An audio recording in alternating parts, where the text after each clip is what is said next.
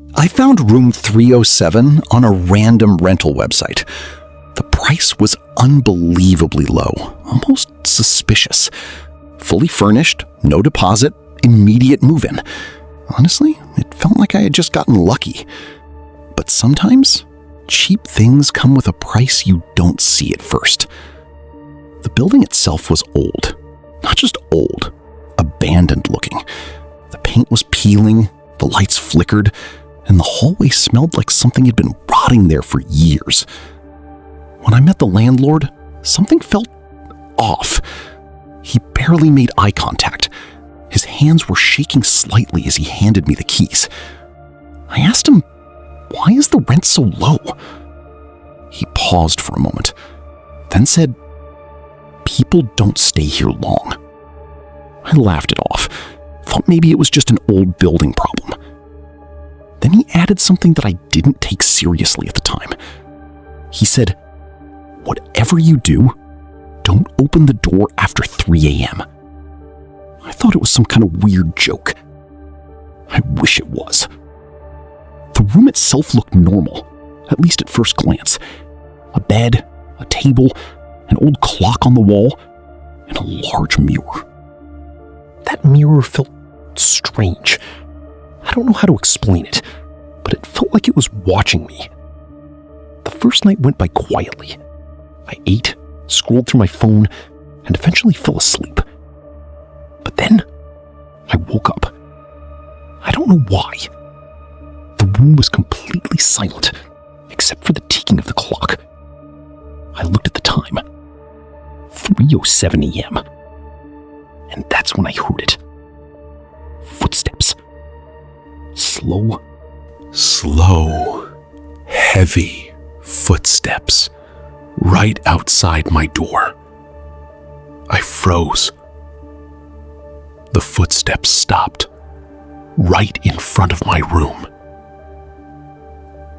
And then, knock, knock, knock. My heart started racing.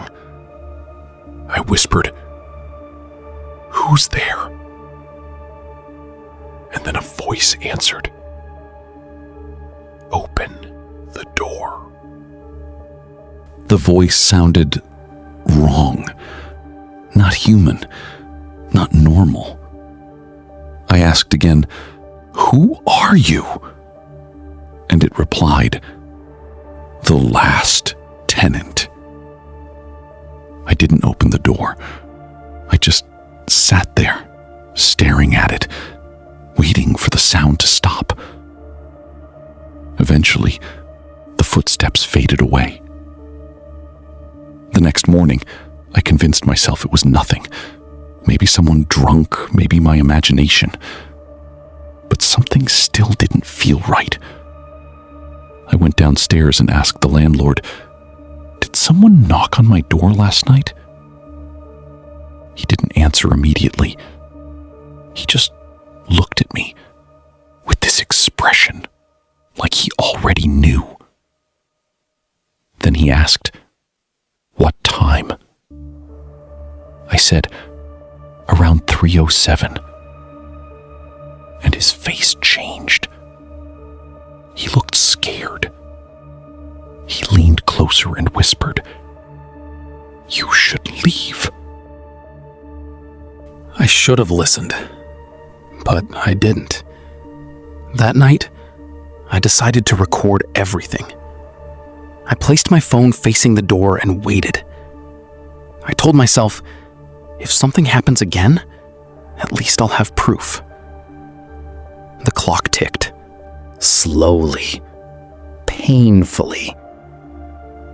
3:06. 3:07. The footsteps came back. Louder this time.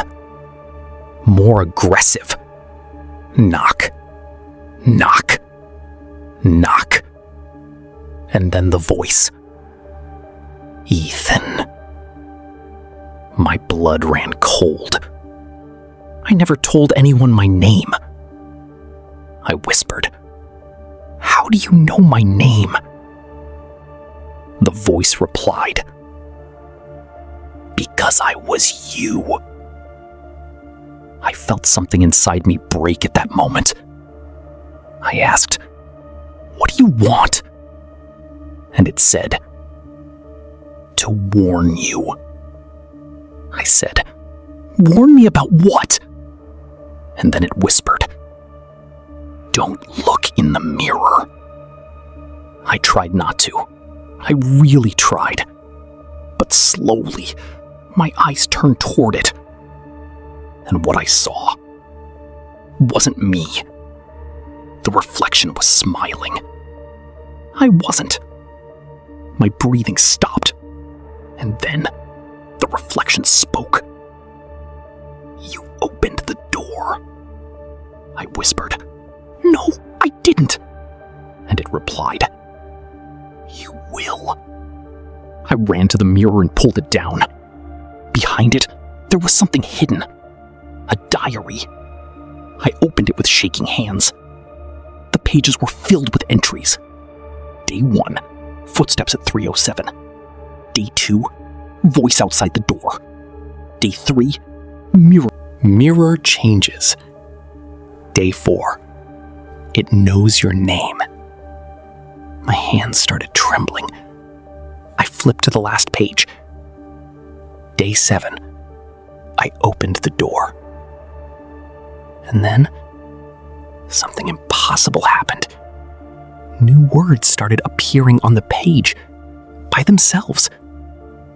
Ethan, Day 2. I dropped the diary. And then, my phone rang. I looked at the screen. Caller ID, room 307. I answered it slowly. The voice said, "Leave now." I asked, "Who are you?" And it replied, "I'm the one who didn't leave in time." Then it said something that I'll never forget. "It's behind the door." At that exact moment, the knocking started again.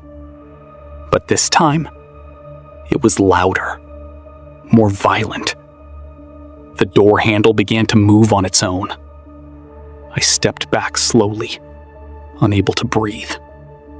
And then, I saw it. In the mirror, my reflection was no longer copying me. It was standing, smiling, walking toward the door. I whispered, "Don't." But it didn't stop. It reached for the handle and opened the door. Everything went black. The next morning, the room was empty. No signs of struggle. No signs of me.